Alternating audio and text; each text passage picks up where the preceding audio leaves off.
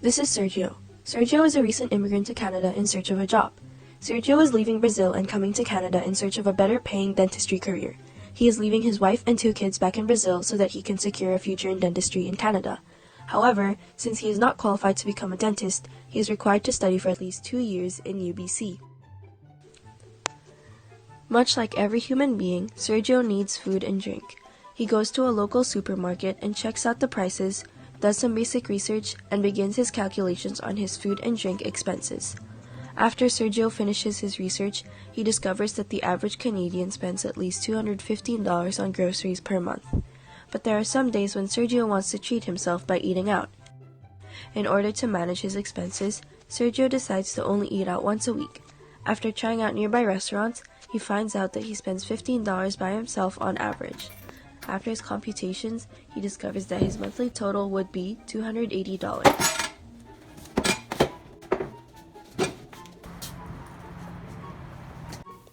In the meantime, Sergio will be staying with his cousin who lives in Aldergrove. It's a 2-bedroom apartment, and out of the goodness of his heart, Sergio's cousin is letting him pay 25% of the normal rent. The address is 5363 201 Street, Langley, BC, V3A 1P5. His monthly rent is $437.50. Sergio is an immigrant, so he is required to take the TOEFL and IELTS tests because Brazil is not an English-speaking country. He will have to have this submitted 24 months prior to the UBC application. His tuition will cost him a total of $35,000 for both years, making his yearly tuition $17,500 and his monthly tuition $1,458.33. His family will follow and immigrate to Canada once he completes his studies. Sergio does not have a means of transportation to school, work, and back, so he draws up possible solutions to solve his budgeting problem. He checks how expensive it would be to take public transportation for 2 years every month. He begins his calculations. The cost of traveling from home to school, then school to work, then work to home per day would be $7.20. Then taking into account his weekends, holidays, and days off work and school would equal him $156 per month. Sergio is also going to need to work a part-time job in order to pay for his living expenses while studying in Canada. He went job hunting online and found an opening for a dental assistant job. While scheduling his shifts according to his class schedule, he will end up working for 25 hours per week at an hourly rate of $25.21, making his monthly pay $2,731.08. In order to keep his fashion sense up to check, Sergio looks into cheap clothing stores for new clothes. After doing some research, Sergio decides that his cheapest option would be to thrift at Value Village on their 50% off days every month. He decides to avoid designer brands as much as possible since they usually cost more than $30 for one article of clothing. 3 pieces of clothing at Value Village is $25 each. If he buys 15 pieces of clothing per month, he will pay $125. However, with the 50% off discount, he will spend $62.50 each month instead. Sergio needs something to keep him amused while he's getting to and from different places. He decides to buy a 16GB iPhone 5S for $229.95 with a $50 bring-your-own-phone plan from Fido, providing him with unlimited text or call and 6GB of data. He buys a monthly student subscription to Spotify for $4.99.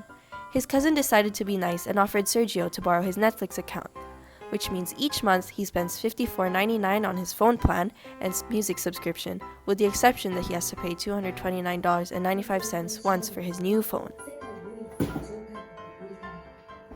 At the end of all his researching, Sergio decides that it's time to calculate his savings and net pay.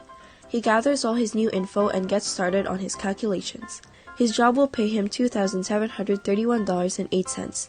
However, since he is only currently working part-time, Sergio will not have any tax deductions, so he will only be paying EI, CPP, provincial, and federal tax. His EI would be $44.24, his CPP would be $124.41, his federal taxes would be $177.20, and his provincial taxes would be $66.05, making his total monthly deductions $579.16. After finding out his taxes, Sergio begins to calculate his savings for the month.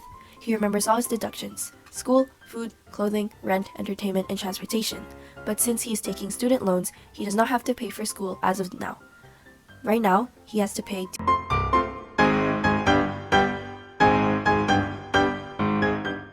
making his total deductions $1,570.15, making his final savings $1,160.93 per month. Barriers and their solutions to affordable living. Number 1. High tuition fees. Sergio's single largest expense is his tuition fee. The best source of funds would be either a student loan or a scholarship. Sergio can borrow up to $20,000 for each year he attends school. He can then pay off his loans when he becomes a dentist in Canada. Rent in BC is currently at an all-time high. It is very expensive to live near campus. It will be easier for Sergio to live with his cousin in Aldergrove. Number 3. Distance. Unfortunately, living in Aldergrove will create another barrier for Sergio: long-distance commuting. Sergio can adjust this by either investing in a second-hand car or taking public transit to and from school and work. Number 4. Time to qualify. One of Sergio's major barriers is his inability to practice dentistry in Canada immediately. The University of Toronto offers a specialized 6-month program designed for dentists from other countries to become qualified dentists in Canada. Sergio should seriously consider taking this instead of the UBC program, since he can resume his dental practice by almost a full year earlier.